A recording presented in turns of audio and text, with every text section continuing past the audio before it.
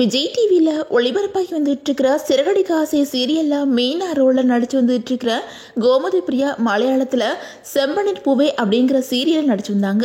திடீர்னு 2 நாளைக்கு முன்னாடி அந்த சீரியல்லேருந்து இவங்க விலகிட்டாங்க. அதுக்கான காரணத்தை பற்றி தன்னோட இன்ஸ்டாகிராம் பக்கத்தில் ஷேர் பண்ணியிருக்காங்க. தமிழில் சிறகடிக்க ஆசை அப்படிங்கிற சீரியல் மலையாளத்தில் செம்பனின் பூவே அப்படிங்கிற பேரில் ஒளிபரப்பாகி வந்துட்டு இருக்குது. இந்த சீரியல் மலையாளத்தில் டிஆர்பியில் முதல் இடத்துல இருக்குது. இதில் ஹீரோயினா ரேவதி கேரக்டர்ல கோமதி பிரியா நடிச்சிட்டு இருக்காங்க. இந்த நிலையில இவங்க மலையாள சீரியல்ல இருந்து திடீர்னு விலகிட்டாங்க. அதை பத்தி தன்னோட இன்ஸ்டாகிராம் பக்கத்துல கோமதி பிரியா ஒரு போஸ்ட் போட்டிருக்காங்க. அந்த வகையில் தமிழில் எப்படி மீனாவுக்கு அதிகமான ஃபேன்ஸ் இருக்கிறாங்களோ அதே மாதிரி மலையாளத்துலேயும் ரேவதிக்கு அதிகமான ஃபேன்ஸ் இருக்கிறாங்க. அவங்களுமே கோமதி பிரியாவோட இந்த முடிவு வேணாம் அப்படின்னு கமெண்ட் பண்ணி வந்துட்டு இருக்காங்க. ஆனால் தவிர்க்க முடியாத சூழல தான் இந்த முடிவை எடுத்ததா கோமதி பிரியாவுமே சொல்லியிருக்காங்க.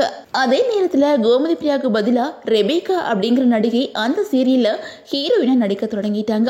அவங்க நடிச்ச எபிசோடுமே வெளியாகிருச்சு.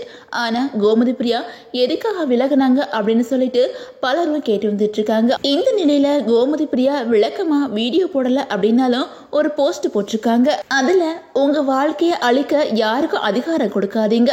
அவங்க உங்களை காயப்படுத்தலாம், ஆனா அதை நீங்க அனுமதிக்காத வர அவங்களால உங்களை அழிக்க முடியாது. நீங்க ஜெயிச்சு எல்லாத்தையும் நீங்க ஒரு போராளியா பார்க்கணும். உங்க தன்னம்பிக்கையை எப்பவுமே விட்டு கொடுக்காதீங்க அப்படின்னு சொல்லிட்டு தன்னோட இன்ஸ்டாகிராம் பக்கத்துல தேவசேனா மாதிரி கெட்ட போட்டு ஒரு போட்டோ ஷேர் பண்ணி போஸ்ட் போட்டிருக்காங்க.